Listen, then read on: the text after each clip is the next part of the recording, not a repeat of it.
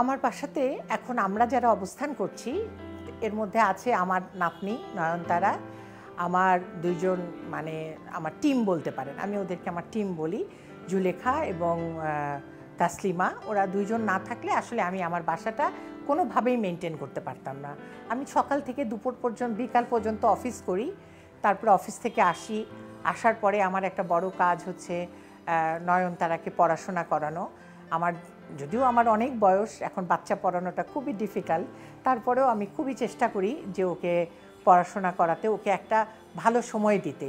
আর সবচেয়ে বড় একটা সময় আমি ব্যয় করি লেখালেখির কাজে।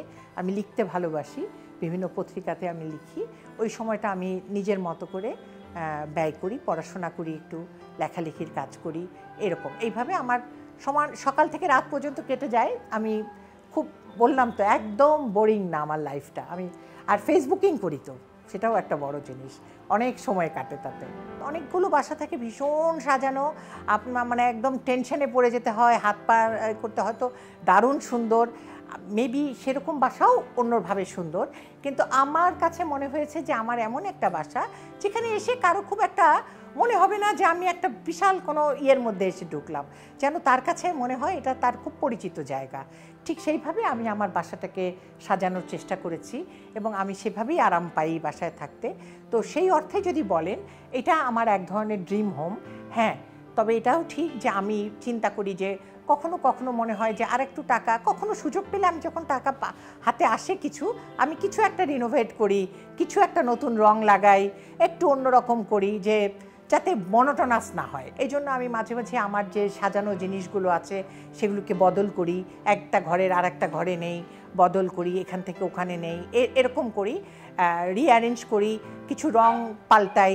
হয়তো একটা কাঠের রং থাকলো, সেখানে সাদা। এগুলো হলো সব নিজের থেকে, মানে এমন না যে আমি কিছু কারো একটা ছবি দেখলাম, বাহ এটা তো ভারী সুন্দর লাগছে, এরকম একটা কিছু আমি করতে পারি, এইটা আমি চিন্তা করি মাঝে মধ্যে আর কি। তো সেই দিক থেকে যদি বলেন আমি আমার বাসা নিয়ে খুশি, এটাই আমার ড্রিম হোম আমি মনে করি। এই ড্রিম হোমটাকে যতটুকু সুন্দর রাখা যায়, যতটুকু সুন্দরের চেয়েও যতটুকু পরিচ্ছন্ন রাখতে পারি আমরা, এটা হলো সবচেয়ে বড় চ্যালেঞ্জ আর কি। গাছপালা আমার খুব শখের একটা জিনিস বলতে পারেন। আমি সেখানেও যদি বলেন সেটাও আমি ফাঁকিবাজ ইন দ্যাট সেন্স যে এখানে যত রোদ আসে এই বারান্দাগুলোতে, আলো আসে, রোদ আসে, বৃষ্টির পানি পড়ে, সব কিছু মিলে গাছের মধ্যে একটু পানি দিলে, একটু মাঝে মাঝে সার দিলে গাছগুলো বেশ নিজের মতো করে বড় হয়ে ওঠে। তো আমি সেই কারণেই আমার কাছে বেশ ভাল লাগে যে আমি একটু গাছ দেখলাম, সবুজ পাই না তো, ঢাকা শহরে সবুজ পাওয়া যায় না। তো এই যে আমি ঘরের মধ্যে বসে বসে গাছ দেখতে পাচ্ছি, ফুল দেখতে পাচ্ছি।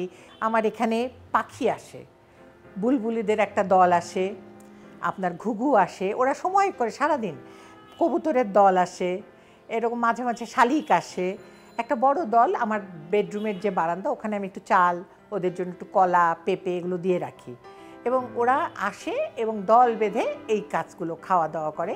এটা ওরা নিয়মিত আসে সব সময়। তো ওইটাও একটা মানে আমার জন্য বিরাট যে আমি শুয়ে আছি, বুলবুলিরা শোরগোল করছে, সকালে ঘুম ভাঙায় দিল, এটা কিন্তু একটা ইন্টারেস্টিং জিনিস। এই যে একটা বলেন যে এটা তো আমার জন্য মনে হয় বাড়তি পাওনা। আমরা একটা সবসময় শব্দ ব্যবহার করি, সেটা হলো হোমলি অ্যাটমসফিয়ার। কোথাও গেলে যদি আমরা একটা হয়তো হোটেলে খেতে গেলাম, থাকতে গেলাম, বলি যে বাহ এই হোটেলটা কিন্তু খুব হোমলি অ্যাটমসফিয়ার, মানে কেমন একটা বাসা বাসা ফিলিং হচ্ছে। সেই হোমটা কি? সেই হোমটা হচ্ছে এই বাড়ি, যেখানে আমার অনেকগুলো ভালোবাসার সম্পর্ক জড়িত আছে, আরাম জড়িত আছে, এবং যেখানে আমি হাত পা ছেড়ে আয়েশ করে থাকতে পারবো। সেটাকে আমি মনে করি যে এটা আমার জন্য হোমলি একটা ব্যাপার। এই আনন্দটা, এই যে সবাইকে নিয়ে থাকি, সব কিছু মিলে থাকি, পশু পাখি, আমার কাছে ভালো লাগে।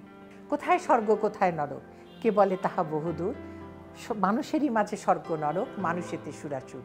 তো এইটাই আমার কাছে আপাতত স্বর্গের মতো মনে হয় আর কি।